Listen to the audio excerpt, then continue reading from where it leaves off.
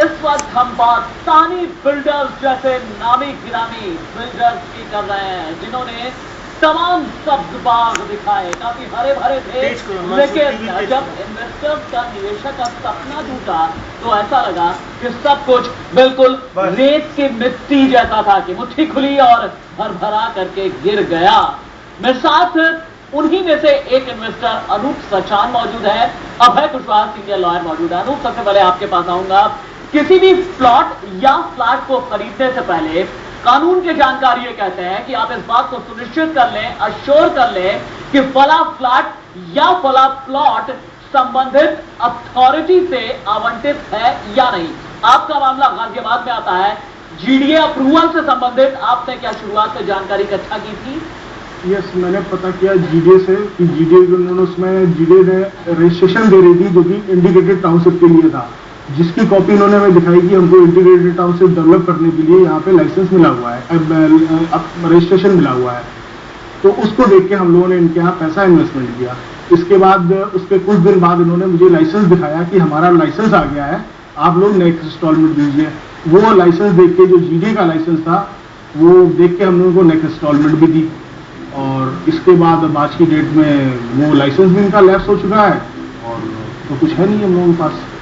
Licence lapse हो चुका है, यानी कि दस्तावेजों में अब गड़बड़ी पाई जा रही है। अभय कुशवाहा जी, ये बताइए, दस्तावेज के लिहाज से आईपीसी की धारा 467 है, 468 है, 471 है और 467 तो ऐसी धारा है जिसमें ज्यादा से ज्यादा सजा उम्र कैद तक की भी हो सकती है। क्या प्रावधान आप देखते हैं इस केस में?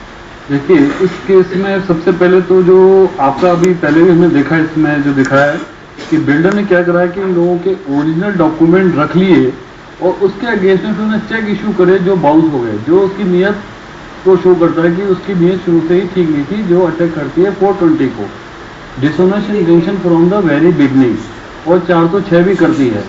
दूसरा क्या है कि अनूप जी ने मुझे बताया, पहले ही बताया कि जो टाउनशिप की जो सेल डीडें हो रही है, कुछ सेल डीड जो है कंपनी के नाम हो रही है, सारी की सारी नहीं हो रही, सारी इन पर्सन लोगों के नाम हो रही है, जो उसकी दूसरी बदनीयती शो करती है। तो 467 और 468 का मुकदमा भी उसके खिलाफ बनता है, क्योंकि उन जो डॉक्यूमेंट कंपनी के नाम नहीं है उनके बेसिस पर वो बुकिंग कर रहा है। तो 468, 471 और 420 ये धाराएं उसके ऊपर लगती हैं। और भी लोगों का इन्वॉल्वमेंट है तो 120 भी और 34 भी सेक्शन लगेगा। तो ये तो इन धाराओं के तहत उस बिल्डर को सजा तो दिलाई जा सकती है, इन लोगों के पैसों का क्या?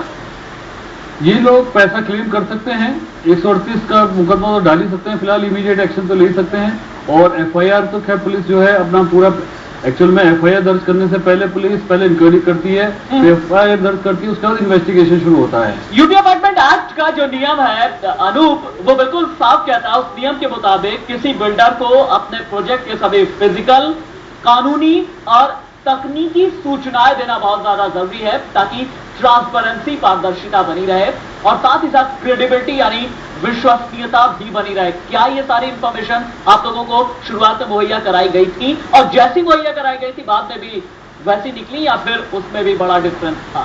नहीं, एक्चुअल में तो जो लोकेशन हमको बताई गई थी जब हम लोग बुकिंग कराने गए थे, तो इन्होंने जो नक्शे में बताई थी वो लोकेशन ही डिफरेंस थी, वो बिल्कुल NH 58 पे थी लोकेशन। अब आज की डेट में वो रोड से जाके 2 किलोमीटर अंदर लोकेशन है। अच्छा। और जो उन्होंने लैंड बताई थी कि ये हमारी लैंड है, इतनी हम परचेज कर चुके हैं, ये वो भी नहीं है, मतलब एक्चुअल में वहाँ पे पैचेज है जो कि 2 एकड़ 3 एकड़ इस टाइप के पैचेज है दूर दूर में।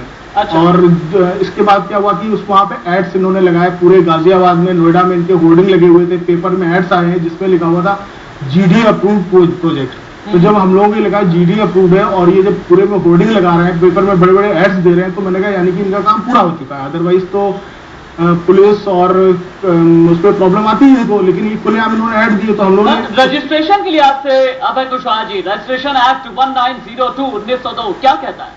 देखिए, एक मार्केट प्रैक्टिस होती है, उसको फॉलो करते हैं जो प्रॉपर्टी डीलर से जो डील करते हैं, उसमें क्या करते हैं, सबसे पहले ये लोग 1% टोकन मनी लेते हैं।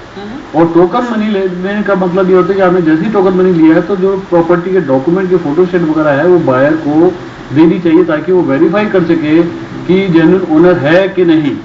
उसको वेरीफाई करने के बाद जो सब रजिस्टर ऑफिस में सब जगह पता करने के बाद 10% का जो है एडवांस मनी दिया जाता है, जिसे बोलते हैं बयाना मार्केट प्रैक्टिस। और फिर एग्रीमेंट टू सेल रजिस्टर्ड होता है, और वो रजिस्टर्ड होने के बाद जो बायर है, एक जो मैं आपको बताऊंगा कि स्पेशली मैं बता रहा हूँ कि पब्लिक नोटिस निकलवाना भी जरूरी है। जब 10% आप बयाना दे देते हो, ये public notice through local paper और नेशनल पेपर में निकलवाइए और ये बताइए कि ऐसे ऐसे हमने एग्रीमेंट कराया, इसमें किसी को भी ऑब्जेक्शन है तो पर्टिकुलर डेज के बीच में हमको या पर्टिकुलर पर्सन को कांटेक्ट करें। ये पूरा प्रोसीजर फॉलोअप करना बहुत जरूरी है आज की तारीख में देखते हुए। चलिए अमर कुशवाहा जी आप मेरे साथ बने रहिए, अनूप सचान भी मेरे साथ मौजूद है। आप सभी दर्शकों के लिए एक ही बात कहना चाहूंगा कि शायद आपके लिए भी खतरे की घंटी हो, इसलिए हमारे इस खास एपिसोड से मुझे उम्मीद है कि आप भी बहुत कुछ सीखने की कोशिश करेंगे। कुछ और सख्त हिदायतें, कुछ और ताकीद और बहुत कुछ हम आपको आगाह करेंगे एक छोटे से ब्रेक के बाद।